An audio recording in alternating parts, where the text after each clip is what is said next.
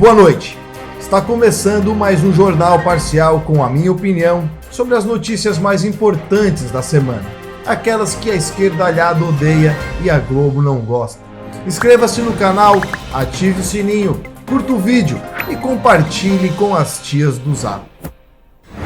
O Fundo das Nações Unidas para a Infância, a Unicef, publicou um relatório sugerindo que não existe evidências conclusivas de que a pornografia é prejudicial para as crianças.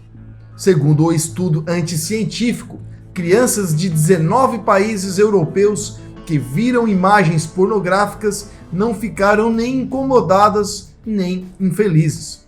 O documento diabólico ainda diz que 39% das crianças espanholas ficaram felizes depois de assistirem pornografia.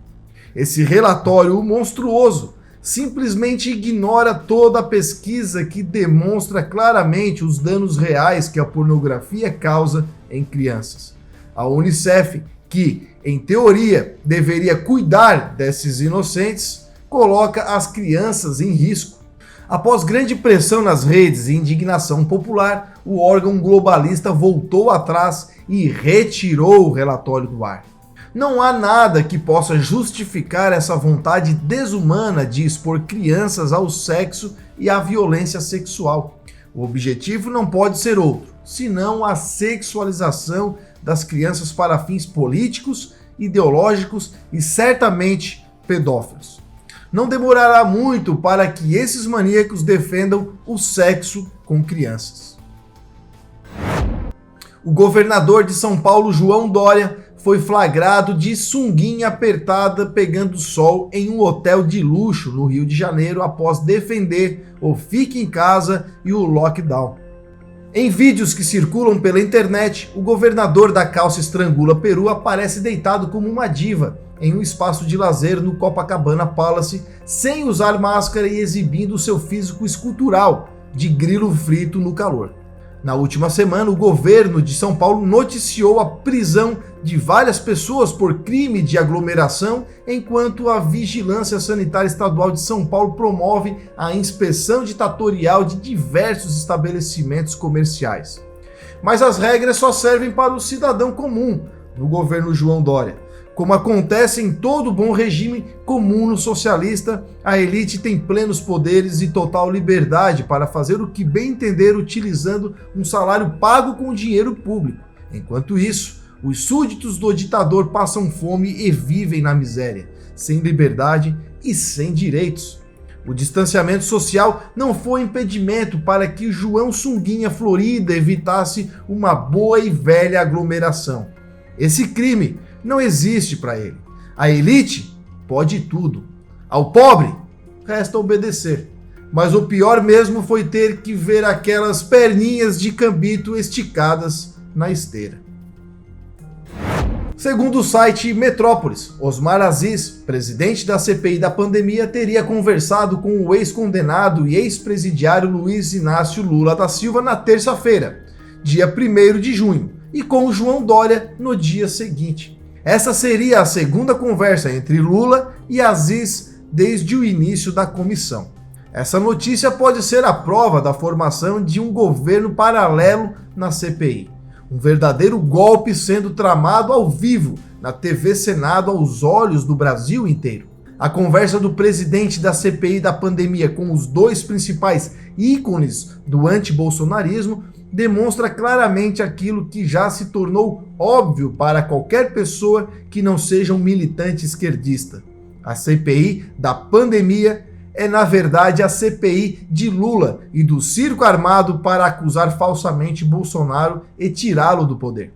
A CPI da pandemia é um plano político, uma sessão de impeachment paralela disfarçada de investigação. Economia. Receita Federal aplica multa de até 10 milhões contra artistas da Globo. A pejotização também já mirou jornalistas da CNN Brasil, Record e do SBT. Os nomes de quem já recebeu as notificações de pagamento seguem em absoluto sigilo. No entanto, na lista de investigados estão celebridades como Débora Seco, Maria Fernanda Cândido e Reinaldo Gianecchini. Quem também foi notificado foi o ator global Tom Cruise. Veja o momento exato que ele recebe a notificação dessa multa. Meus fãs. Pra quem? Pra você mesmo? Pra você? Pra tua irmã também? Calma aí, calma. Essa aqui? Que isso? Intimação? Receita Federal.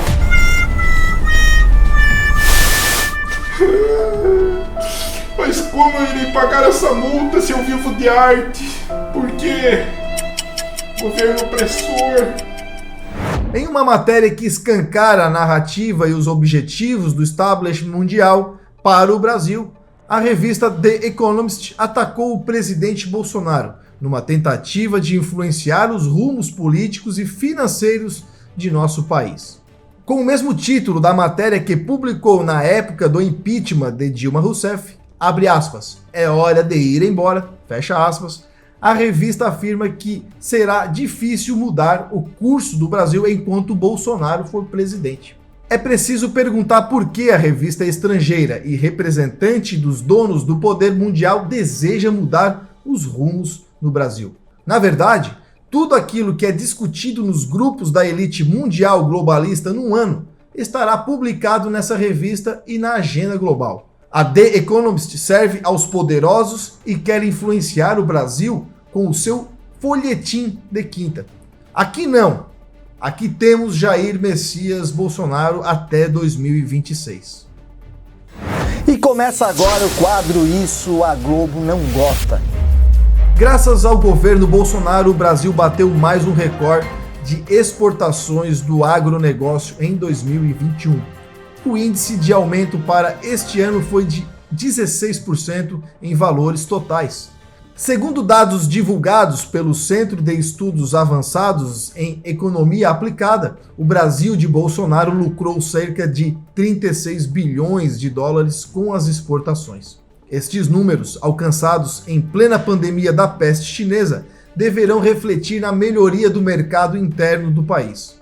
Com o aumento das exportações, o Brasil cresce e o beneficiado é sempre o cidadão da base, o cidadão comum, que vê preços sendo reduzidos e suas dificuldades sendo diminuídas graças às excelentes gestões do governo federal do Jair Messias Bolsonaro. E chegamos ao final de mais uma edição do Jornal Parcial. Se você gostou, curta, ative o sininho e compartilhe com seus amigos para que mais pessoas saibam da verdade. Boa noite a todos, força e honra.